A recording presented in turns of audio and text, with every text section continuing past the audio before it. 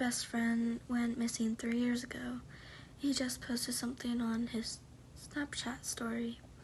It felt unreal. Seeing that purple ring around his profile, I had descended my entire life and soul to searching for him. And there it was. Activity on his thought to be dead Snapchat account. Cody had been my best friend since the 2nd grade. We had gotten along like two peas in a pod. Since the day we met, when he disappeared when we were both 19, it felt like part of me had been taken with him. After 6 months of searching, the police declared it was a cold case, but I never gave up. I had spent the better part of 2 years looking for Cody, to no avail. I became depressed without a best friend. There was no point in living. I hadn't trusted people enough to tell anybody, but I was close to just ending it all when I just happened to open up Snapchat, hoping somebody had reached out to me, and there it was. It felt too good to be true. How can somebody just disappear into thin air and then suddenly post again?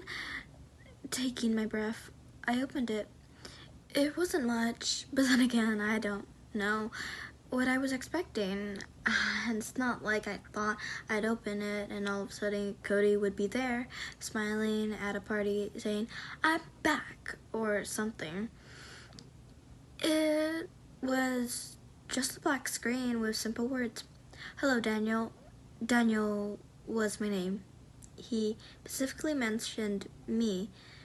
Did he know I was looking for him? Do I respond? If I did, what would I even say? I thought long and hard about what to type, delete many paragraphs of writing, but eventually settled with a simple "sup" with a question mark.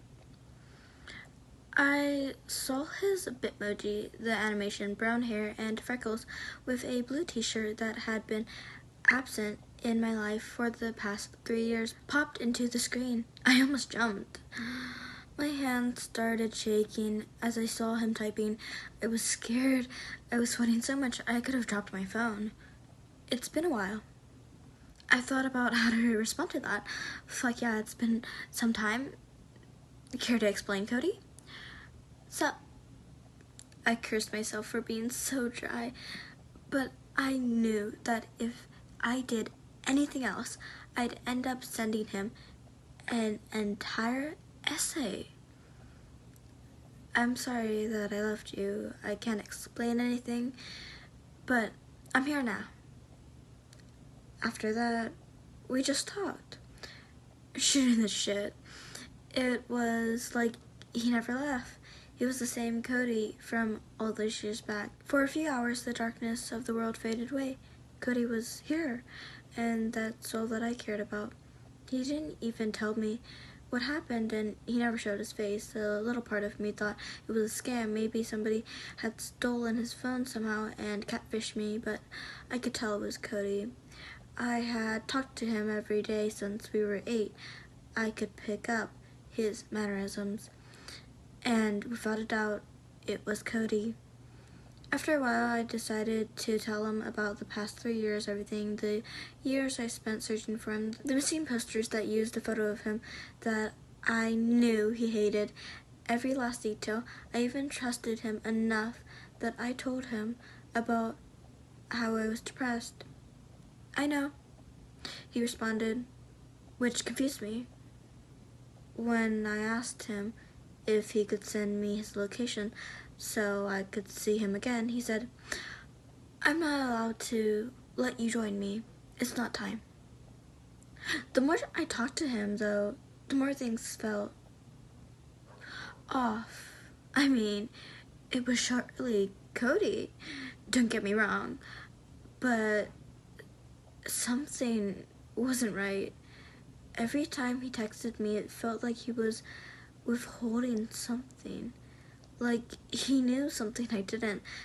The weirdest part was a conversation we had a week or two after we reunited. I told him that I wish I could see him and not just text him, but it was nice to be able to talk to him at all, but I missed the comfort of his presence. "I'm right here," he said. "Dude, you're freaking me out," I responded. What the hell did he mean? "I'm right here." No, the fuck he wasn't. I saw Cody's Bitmoji was still peeking over the screen, spying on me. He was probably thinking about what to say. After a while, I realized neither of us were probably going to say something, so I added, "Prove it." "Look behind you." With that, I froze in fear. It didn't feel like anyone was watching me. Was Cody really here? Slowly, my head turned behind me. Nothing. I don't really know what I expected. It's not like I thought I'd turn around and Cody would just have magically reappeared in my room after 3 years, but the more I looked, I did actually see something. Cody loved to doodle, especially in elementary school. He always gets in trouble for drawing on his own work. He had this sparkly blue pen that he always wrote with, literally everything with. He drew less as he got older, but something he would do up until the day he was gone was the Super S thing. You know, the one. I always thought it was childish, especially since we were 19 at that time, but it's what made Cody. And then there, drawn on my wall with a familiar sparkling cyan ink, was a Super S. I don't know when it got there or how, but it's solid. It's for me. Cody was here. I freaked out.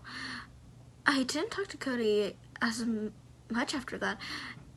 It kind of made me feel sick every time I thought of him. I even rationalized it. Maybe that really was a prank, and that Super S on my bedroom wall had been there for years, and I just didn't notice it until now.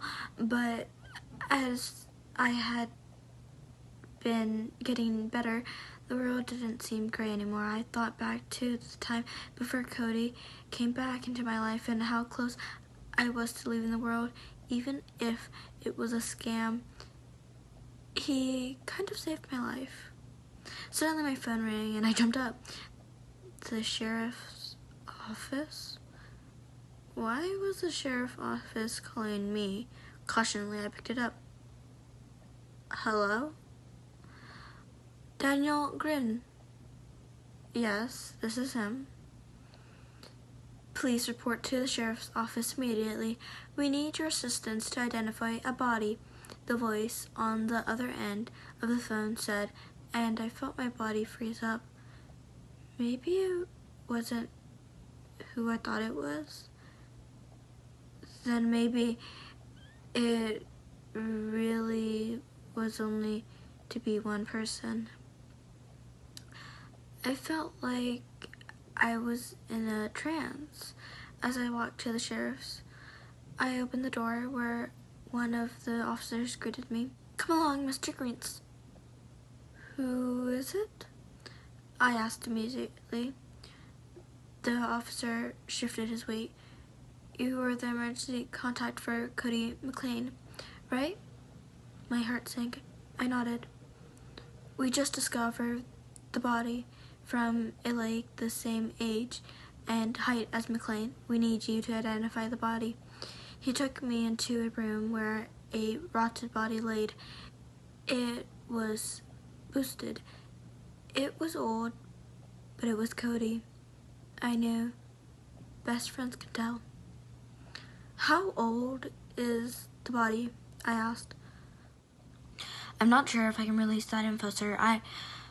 Just tell me how fucking old the body is." "Damn it," I snapped.